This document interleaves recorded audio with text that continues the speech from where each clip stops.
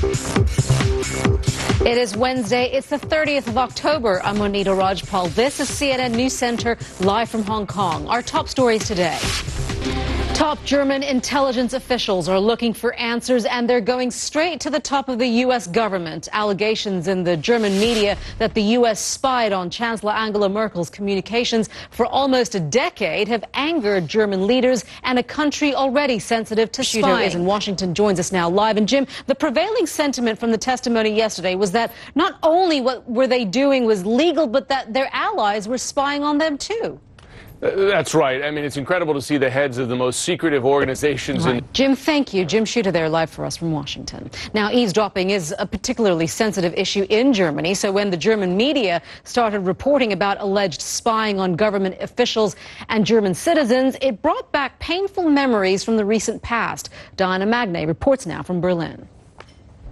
NSA Field Station, Berlin-Teufelsberg. Let's bring you up to date on some of the other stories we're following here at CNN News Center. There has been a suicide bomb attack in the Tunisian resort town of Sousse. Officials report the incident happened near a hotel. No one was hurt except for the bomber. Authorities say a bus with 49 people on board burst into flames in southern India on Wednesday. A police official says 7 people have been rescued. He says the driver was speeding when the bus crashed and its diesel tank erupted in flames. A senior member of the Muslim Brotherhood has been arrested by Egyptian security forces. Issam El-Arian is the vice chairman of the Freedom and Justice Party, and that's the Brotherhood's political wing. He's accused of inciting violence and aiding criminal acts. Afghan officials will travel to Pakistan to meet one of the founding members of the Taliban. The deal was struck in London on Tuesday. It came during a meeting among British Prime Minister David Cameron, Afghan President Hamid Karzai, and Pakistani Prime Minister Nawaz Sharif.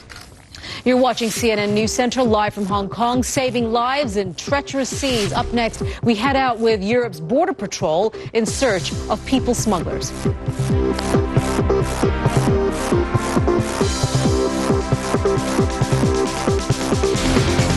You are watching CNN News Center live from Hong Kong. I'm Monita Rajpal. They crossed the Mediterranean in ships unfit for the open sea. Scores of asylum seekers making the perilous journey for the sake of a better life in Europe. CNN's Fred Pleitgen went on a mission with Frontex. That's the European Union's border patrol.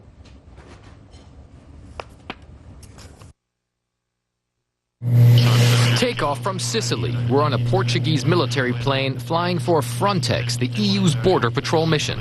They flee to find safety and security, only to find their journey is fraught with treachery, as we saw there, while others are just taken or killed. This is the fate of the countless people who have gone missing worldwide. And with the continuous conflicts we see around the world, millions more disappear, leaving so many unanswered questions and heartache for those who are left behind. The International Commission on Missing Persons aims to provide some answers and, in some cases, closure for families of those who vanished. The organization is hosting a conference at The Hague today. Her Royal Highness Queen Noor of Jordan is the commissioner of the ICMP, and she joins us now live from The Hague. Your Majesty, thank you very much for being with us. Give us an idea of just how wide of a scope this issue is of missing persons worldwide.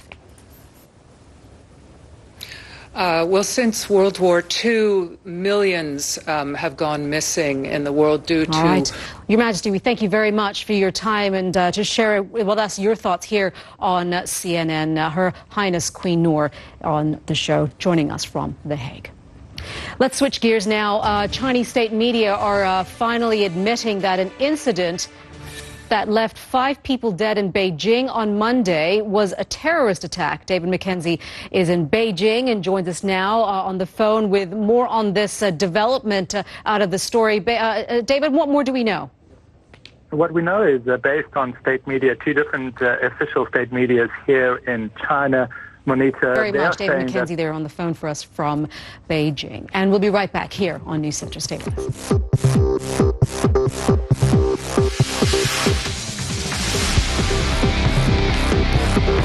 You are watching CNN News Center live from Hong Kong. Israel is reported to be planning hundreds of new homes for Jewish settlers on land claimed by the Palestinians. The news comes just hours after another group of Palestinian prisoners was released from Israeli jails. It's part of a deal for the resumption of peace talks. Those releases were greeted enthusiastically by Palestinians, but as Matthew Chance reports, the deal puts the Israeli leadership in a difficult position.